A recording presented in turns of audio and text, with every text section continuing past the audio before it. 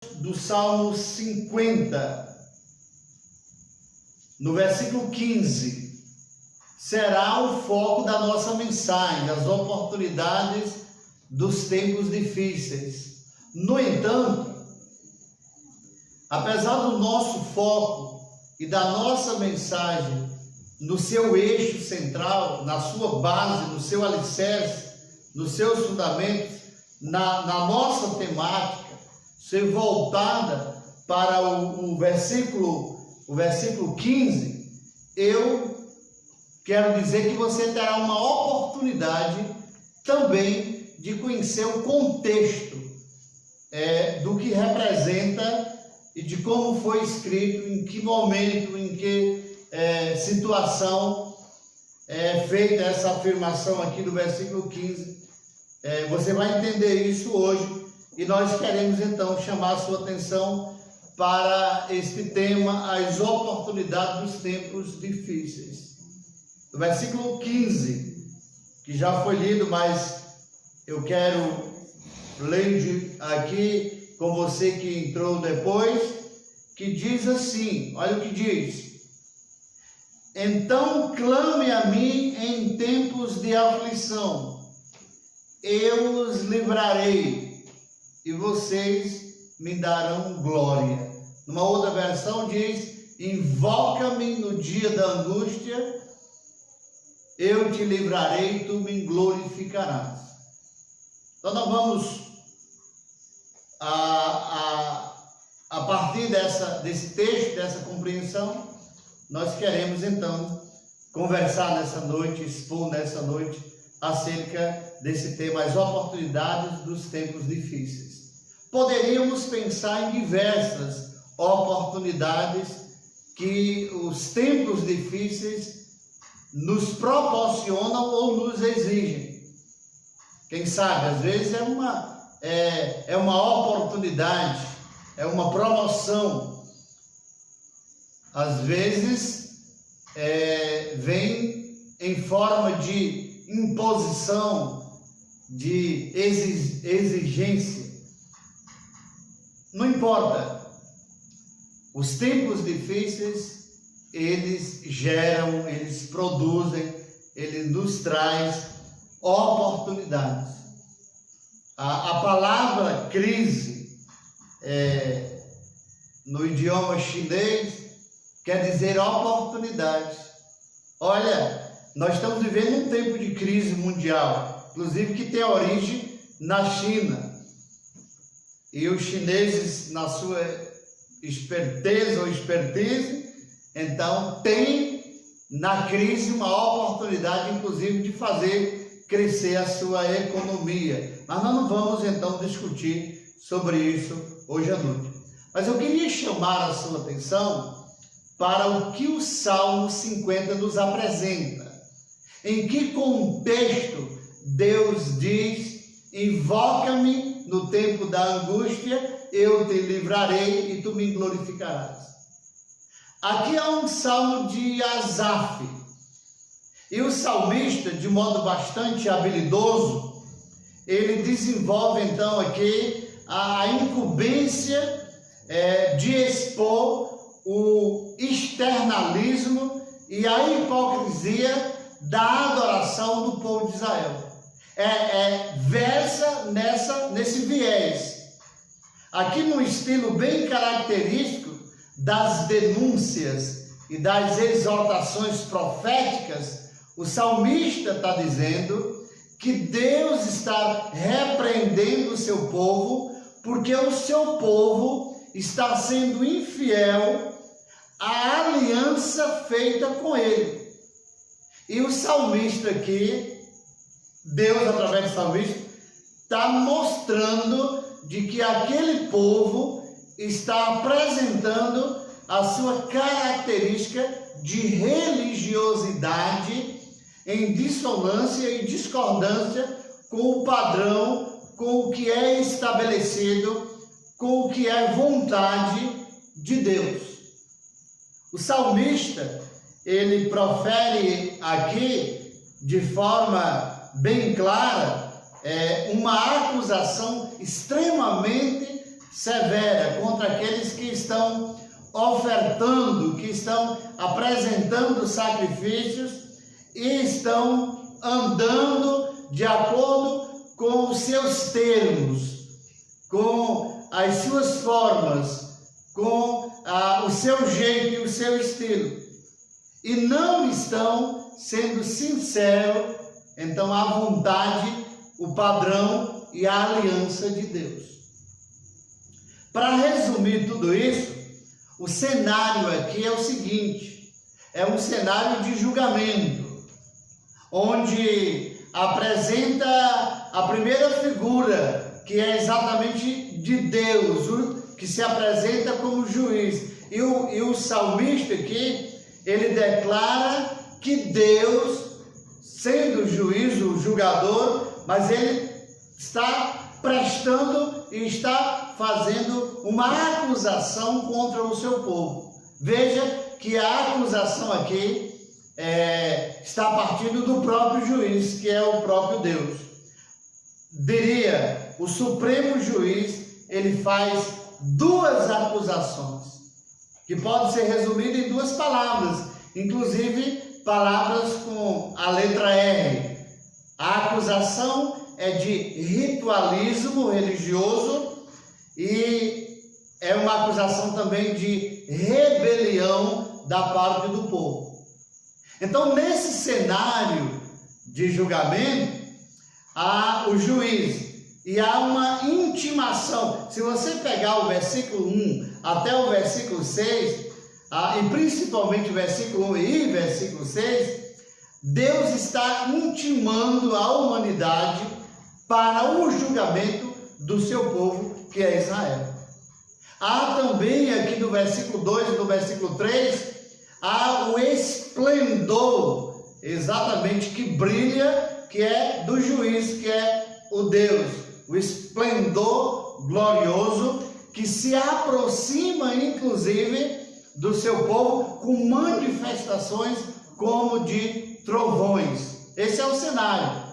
Mas como eu disse que é um cenário de julgamento, de um tribunal de júri, há o juiz, que é Deus, que promove também a ação. Ele vai julgar, mas ele já promove a ação do ritualismo religioso e da rebelião do seu povo.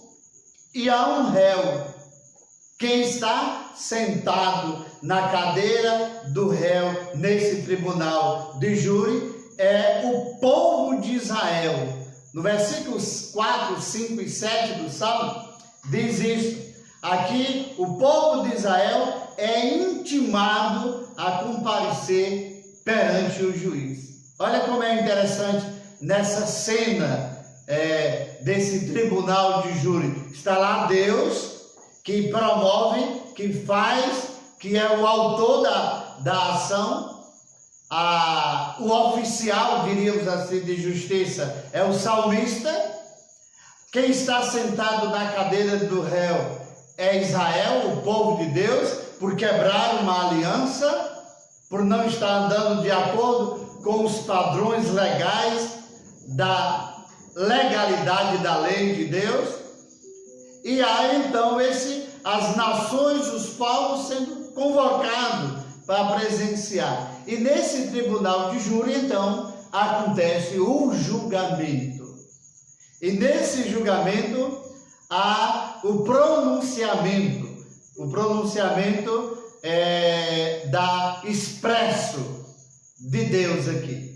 E nesse julgamento nós vemos aqui três coisas bem interessantes. Em primeiro lugar, Deus expressa o desejo. Aqui na pessoa do salmista, ele expressa o desejo de Deus. Se você observar no Salmo, você dá uma lida depois, está no versículo 8, no versículo 15 e no versículo 23. Aqui há o expresso desejo de Deus. Qual é o desejo de Deus? O desejo de Deus é que esse povo ritualista, esse povo que quebrou a aliança, que está quebrando a aliança do Senhor, esse povo que está se rebelando, Deus expressa um desejo em relação a ele, que é o seu povo, que é Israel. O desejo de Deus é que esse povo assuma um compromisso genuíno para com Ele, para com Deus. Versículo 14, 15 e 23 vai dizer isso. Ou seja, Deus expressa o seu desejo, Deus expressa a sua vontade, Deus deixa claro que o seu desejo é que o seu povo, Israel, tenha um compromisso genuíno, verdadeiro, leal com Ele. Deus quer que o seu povo seja grato. Deus quer que o seu povo cumpra os votos. E Deus quer que o seu povo confie nele. Olha como é interessante. Deus está querendo que o povo expresse 3 valores.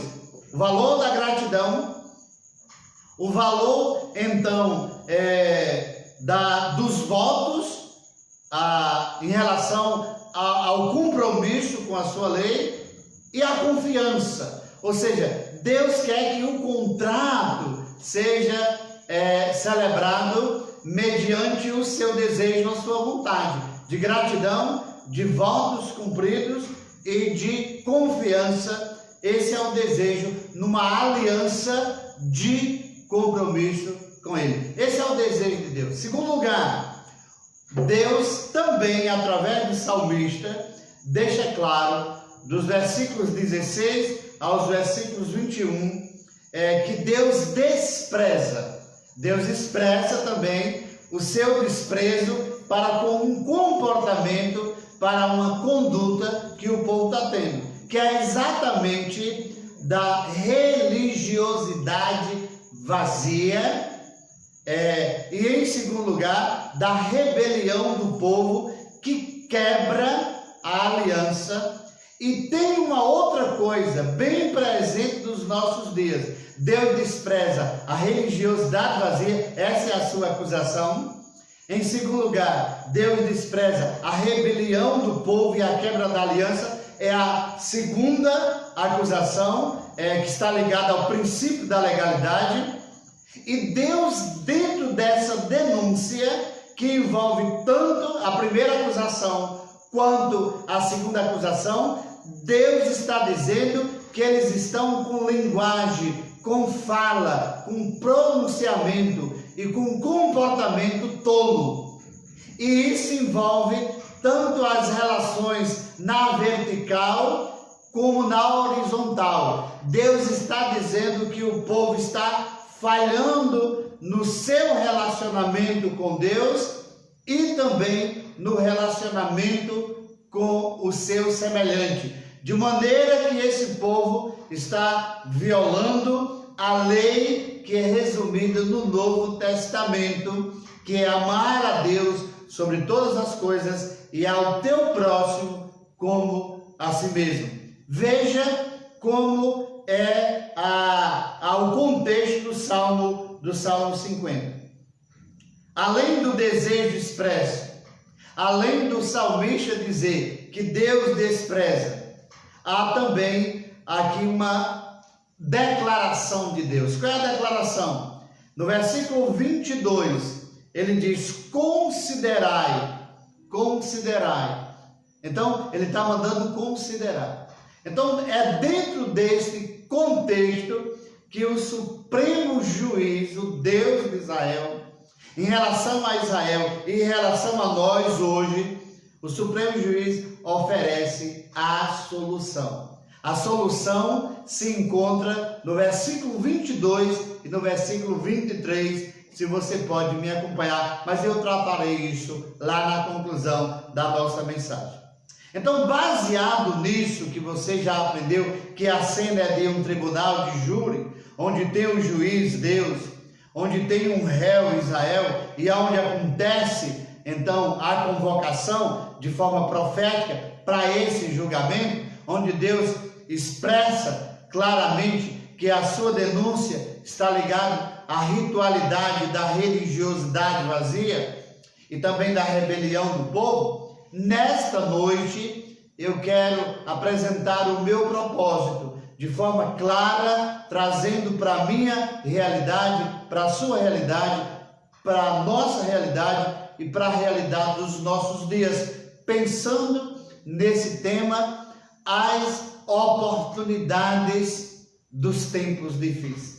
Então eu quero nessa noite, o meu propósito é mostrar que os tempos difíceis apresentam oportunidades maravilhosas que cooperam para o nosso amadurecimento. Ou seja, os tempos difíceis apresentam oportunidades maravilhosas e eu diria extraordinárias que cooperam para o nosso amadurecimento. Então vamos ver o primeiro para a gente caminhar aqui para a reta final. Em primeiro lugar, agora eu chamo você para ficar preso no Salmo aí 50, versículo 15. Em primeiro lugar, a oportunidade que temos nesse momento de crise, diante de tempos difíceis, nós temos uma oportunidade maravilhosa. Qual é?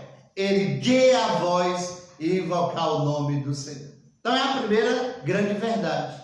É a primeira grande oportunidade. Nós não podemos, irmãos, perder a oportunidade desta época, desse tempo de angústia. Veio a angústia, chegou o tempo difícil, estamos diante da calamidade, do tempo de incertezas, o que será do país, o que será das nações, cenas chocantes que muitas vezes não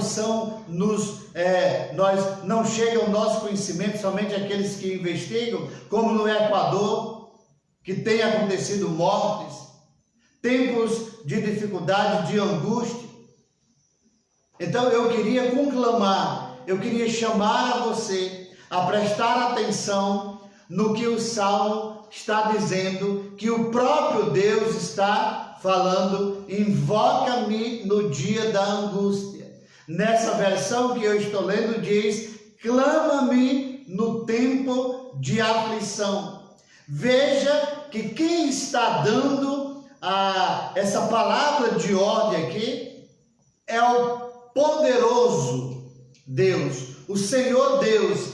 No texto do Salmo 50, apresenta Deus como Yahvé, apresenta Deus aqui os três nomes mais usados por Deus pelo Velho Testamento. O juiz divino é apresentado com três nomes importantes. Um deles é Yahvé, é o Deus Todo-Poderoso, é o Deus dos deuses, é o nome para o Deus de Israel por excelência. É Javé, é sua origem histórica que está no livro de Êxodo, no capítulo 3, no versículo 14. É o Deus do capítulo 3 de Êxodo, que é chamado o Eu Sou, que significa aquele que tem existência em si mesmo, aquele que não tem princípio e nem fim. É o Deus eterno, da eternidade passada à eternidade futura. O Eu Sou, é Ele que está falando aqui ao seu povo. É Ele que o salmista Asaf está se referindo. Invocar o nome é o mesmo que implorar o auxílio de Deus. Invocar aqui é implorar o auxílio de alguém. Aqui no caso é invocar o auxílio de Deus. É a melhor atitude que podemos ter nesses dias, invocar o nome do Senhor. Além aqui de a gente perceber que é uma ordem, mas poderíamos dizer, mesmo de uma forma mais fraca, dizer que é um conselho, é o melhor conselho a ser seguido. Mas é imperativo, é uma ordem a ser obedecida. É uma ordem a ser considerada, é uma ordem a ser obedecida. O texto apresenta, então, uma ordem. Aqui nós estamos diante de uma ordem de Deus e nós estamos vivendo dias difíceis. Nós estamos diante de uma crise sem precedência. Nós estamos diante de uma crise mundial. Nós estamos diante de uma crise que nós sabemos que os recursos da terra são insuficientes. Os recursos da terra são insuficientes nesses tempos difíceis, nesse dia de angústia. E aqui nós estamos no momento em que nós temos o melhor conselho. Nós temos uma ordem a ser seguida. Nós temos diante de nós um Deus que fala comigo e com você, que falou com o povo de Israel. Invoca-me no dia da angústia. Clama-me no dia da aflição, no tempo difícil. Na hora em que o coração está abalado, o coração está esmagado pela dor. Está um Deus falando.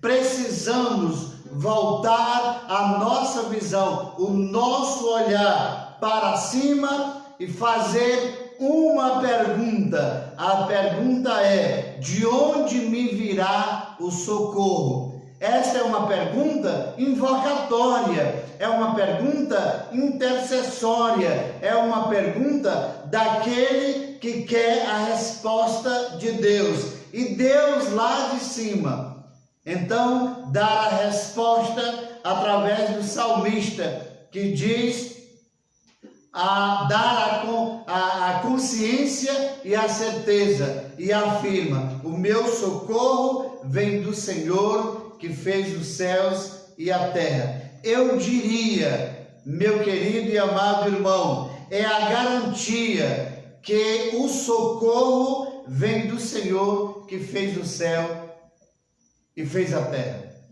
Nós vemos que quando Deus está dizendo para invocar o seu nome, para clamar pelo seu nome, Ele está afirmando para nós que Ele tem o poder de trazer a solução do problema, não apenas o alívio. Ele tem o poder de resolver o problema de uma vez por toda, não apenas dar o alívio. Ele tem poder de acalmar o vento contrário. Ele tem poder de dar serenidade ao mar revolto. Ele tem o poder de trazer a bonança para a minha e para a sua alma no dia da angústia. A Bíblia diz claramente, e você que está me acompanhando sabe muito bem, ou quem sabe tem alguém que não sabe. A Bíblia diz assim: o choro pode durar uma noite, mas a alegria, a vitória, a felicidade vem pela manhã. Jesus Cristo, a cruz da qual Ele submeteu e foi crucificado, é o canal aberto para Deus tornar possível o meu e o seu acesso à sua presença. Qual a grande lição que nós tiramos aqui dessa primeira verdade, dessa primeira oportunidade que devemos então aproveitar de invocar e de clamar o nome do Senhor no dia da angústia e no dia da aflição? A primeira lição que nós tiramos aqui é: os tempos difíceis são oportunidades para erguer a voz, invocar o nome do Senhor, que está disposto a ouvir o meu clamor, a ouvir o seu clamor, a escutar o meu coração e a escutar o seu coração e atender então a nossa súplica e a nossa oração. Então este é um tempo de oportunidade de você na sua casa, no seu trabalho, aqueles que precisam viajar pelas estradas, de dia, de noite, em todo momento, invocar o nome do Senhor. É uma palavra do próprio Deus. Então, meu querido, amado irmão, ergue a sua voz, aproveite a grande oportunidade e invoque e clame o nome do Senhor. Em segundo lugar, os tempos difíceis são oportunidades para a gente erguer a voz, para expressar a confiança na palavra do Senhor.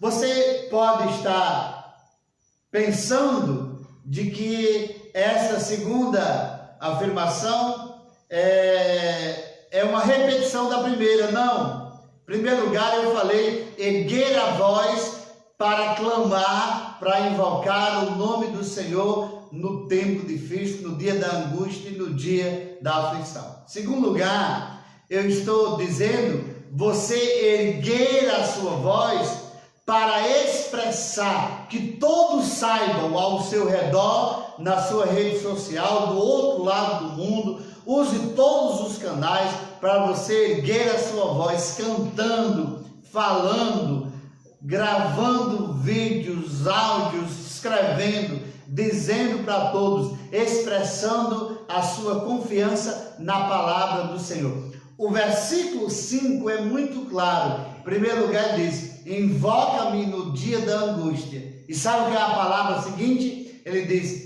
eu te livrarei. É palavra do Senhor. Veja que palavra maravilhosa. Aqui encontramos uma palavra maravilhosa. Aqui encontramos uma palavra sobrenatural. Aqui encontramos uma palavra extraordinária. Aqui encontramos uma palavra divina. Aqui encontramos a palavra de Deus.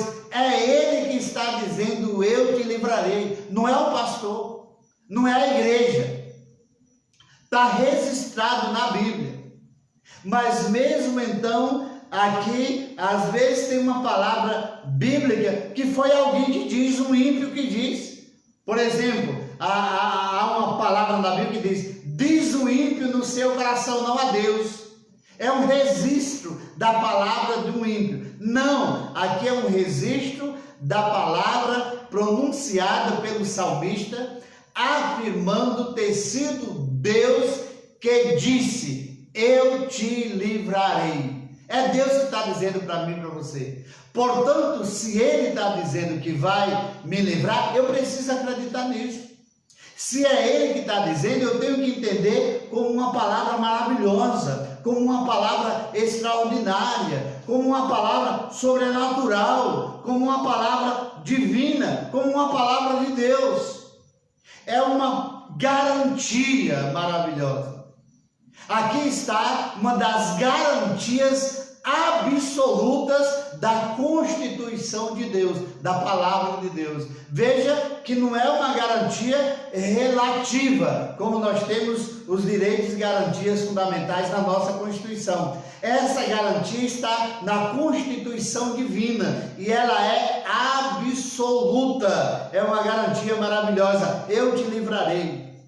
Além do mais, é uma promessa maravilhosa, extraordinária. Eu creio nessa palavra, eu creio nessa promessa, eu creio nesta garantia. Por isso que eu preciso erguer a minha voz e dizer para todos que esta é a minha firme confiança. Essa é a minha firme confiança, é a minha esperança. É a palavra de promessa, é uma palavra de garantia maravilhosa, é uma promessa de Deus que tem como garantia fundamental a palavra não do constituinte, do legislador, mas a palavra do próprio Deus, do Deus que a Bíblia diz que não pode mentir, no Novo Testamento e no Velho Testamento, quando diz que Deus é imutável. E no Novo Testamento que diz, o mesmo Deus, ontem, hoje será para sempre, o Deus que não pode mentir. Não se trata, meu querido, de uma autoajuda, não se trata de uma confissão positiva, mas de uma palavra da parte de Deus, que eu preciso crer de forma absoluta. É uma promessa segura, pois é Deus que está falando. Qual a lição que eu tiro aqui dessa segunda verdade? Eu te livrarei. Eu preciso erguer a minha voz e expressar para que todos ouçam e saibam que a minha confiança está alicerçada, fundamentada, firmada em Deus. Ou seja, a lição prática que eu tenho aqui e que eu tiro para a minha vida e eu quero que você considere, os tempos difíceis são oportunidades para erguer a voz e expressar a confiança, a esperança e a fé na palavra do Deus que fala, do Deus que promete, do Deus que garante. Essa é a minha fé, essa é a minha esperança, essa é a minha confiança. Essa é a lição que eu tiro para a minha vida e eu quero que você considere para a sua vida. Portanto, os tempos difíceis são tempos de oportunidade para erguer a voz e invocar e clamar o nome do Senhor. Os tempos difíceis são oportunidades para erguer a voz e expressar a confiança, a esperança e a fé que eu tenho no Senhor nosso Deus. E em último lugar, em terceiro e último lugar, os tempos difíceis são oportunidades para erguer a voz e glorificar, diz essa versão que eu estou lendo, dar glória o nome do Senhor no dia da angústia. Então, o dia da angústia é dia de celebração também. O dia de angústia e os tempos difíceis são dias, são tempos de celebração, são dias de louvor. É dia de eu dar glória a Deus, de eu exaltar o nome do Senhor. A glória seja dada a Ele. Eu vou erguer a minha voz. E eu queria considerar com você, dentro desta afirmação aqui, que a vida ela é muito dinâmica. Eu preciso pensar nisso. A vida é dinâmica.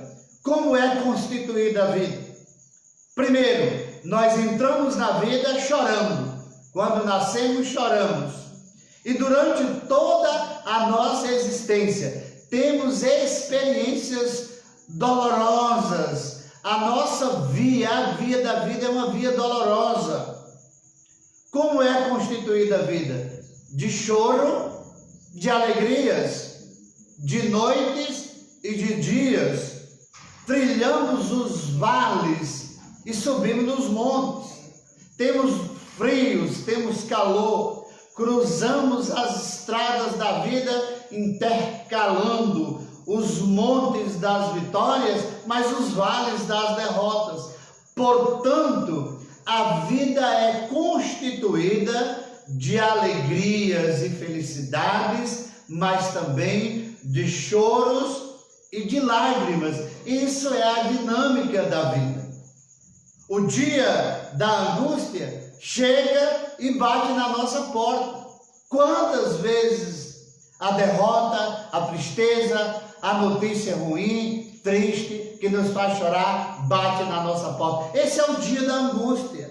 Esses dias que estamos vivendo, bateu de forma inesperada, de forma que nos surpreendeu essa pandemia, essa calamidade. É o dia da angústia que chega e bate na nossa porta. Chegou para todas as pessoas, para todas as nações. Eu estava ouvindo hoje que todas as nações já têm experimentado, então, a pandemia. Para os homens, para as mulheres, para os ricos, para os pobres, para os empregados, para os desempregados, para patrões, para empregados, para analfabetos, para doutores, religiosos, não religiosos, os que temem a Deus, os que não temem a Deus. O dia da angústia chega e bate na nossa porta. Essa é a dinâmica da vida. O dia da angústia vem sem aviso prévio. É a tempestade, é a calamidade, é a adversidade que chega trazendo dor, trazendo lágrimas, consequências que esmagam o nosso coração. O dia da angústia chega para nos desanimar, para nos fazer desistir, chega para causar revolta em nós, para nos fazer perder a esperança.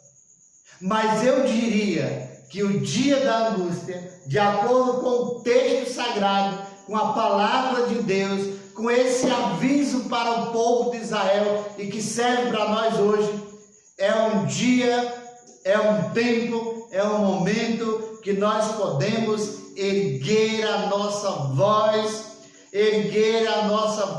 para glorificar, para dar glória, para exaltar o nome do Senhor. Nós temos razões para isso. O texto do Salmo 50 apresenta milhares de razões para isso.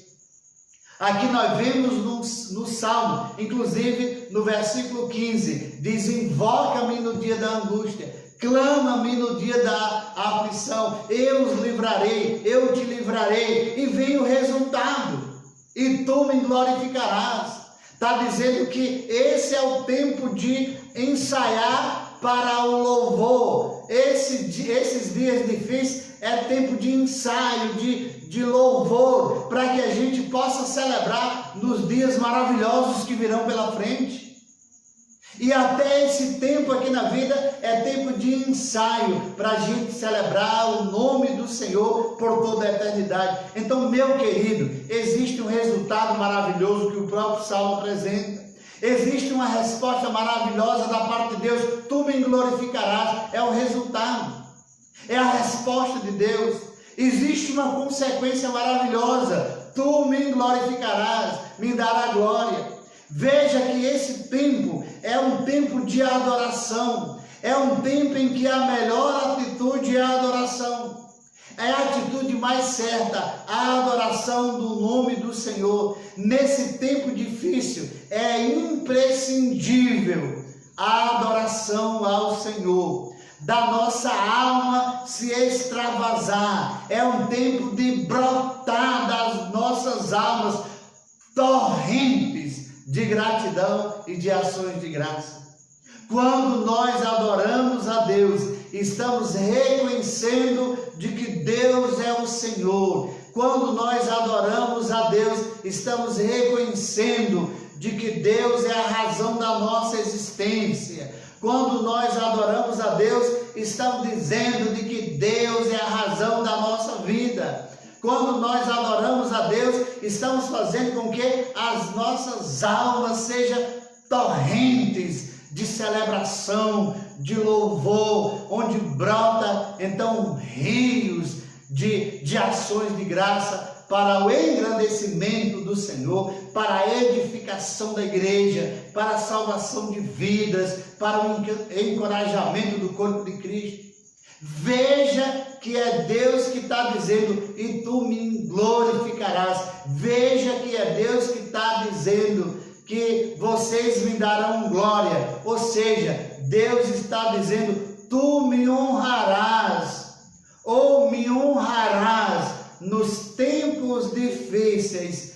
Expressará confiança na calamidade, e depois virá um tempo de celebração, de louvor, de ações de graças, para a comemoração de dias maravilhosos e tremendos. Eu queria dizer a você, meu querido, não é tempo de murmuração, não é tempo de reclamar, não é tempo então de ficar cabisbaixo.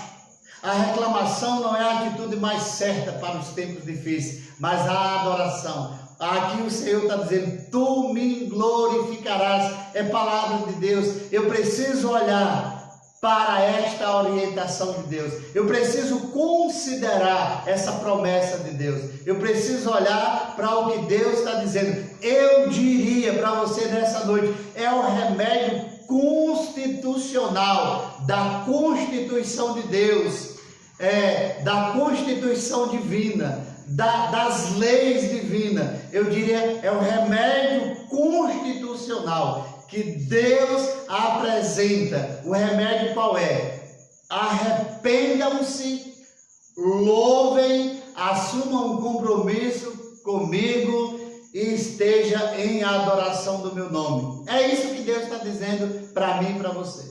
Qual a lição que nós tiramos dessa terceira verdade? Os tempos difíceis são oportunidades para eu erguer a minha voz e adorar, louvar, exaltar, glorificar o nome do Senhor.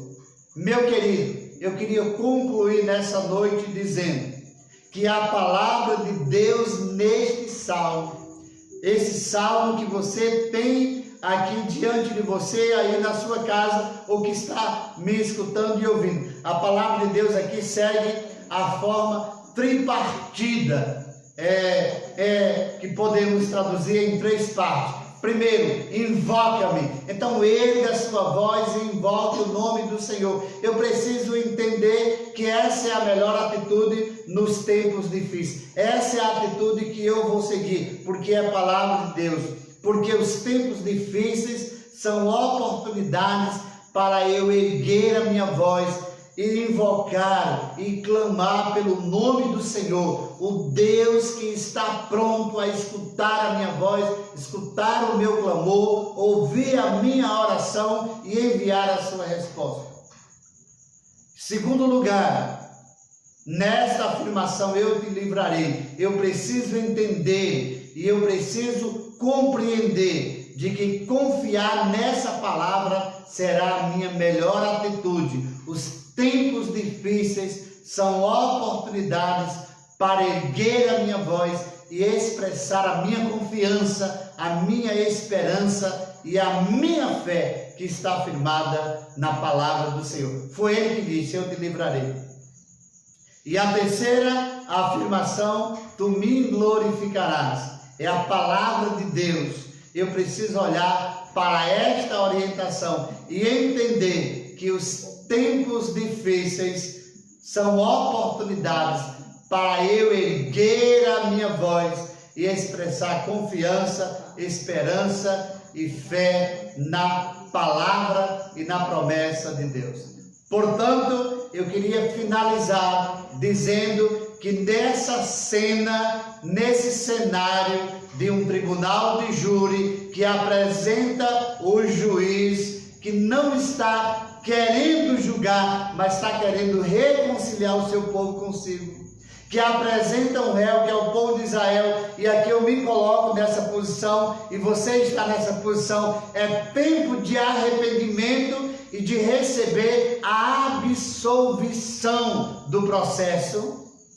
Nesse tempo difícil, é a oportunidade de você se firmar na palavra e então usar o remédio constitucional de Deus. Arrependa, louve, exalte, assuma um compromisso com o Senhor, ande pelo caminho da graça, trilhe o caminho da graça, volte para o Senhor como o filho pródigo que voltou para o pai e disse: Pai, eu não sou digno de ser considerado teu filho, recebe-me como um dos teus empregados. E o pai então coloca um anel no seu dedo, celebra, então faz uma festa e diz: esse meu filho estava morto e reviveu, estava perdido e foi achado. E começaram a regozijar. É tempo de regozijo, é tempo de celebração, é tempo de louvor. Deus o juiz, Deus então está querendo nos abraçar, nos absolver, rasgar o nosso processo e nos inserir na trilha, no caminho da graça, onde a minha alma, a sua alma e os nossos corações e a nossa boca vai expressar então adoração e louvor ao Senhor. Que Deus abençoe a sua vida e que as nossas vidas, nesse tempo de pandemia, nesse tempo de calamidade, nesses dias e tempos difíceis, a nossa vida sejam canais, sejam instrumentos e ferramentas de louvor e de glorificação do nome do Senhor. Eu creio nesta promessa, eu creio nesta palavra, eu creio neste Deus, eu creio neste remédio. Que você possa crer no nome de Jesus. Esta é a palavra, esta é a oportunidade que os tempos difíceis nos proporcionam. Clamar a Deus, confiar em Deus e louvar e exaltar a Deus.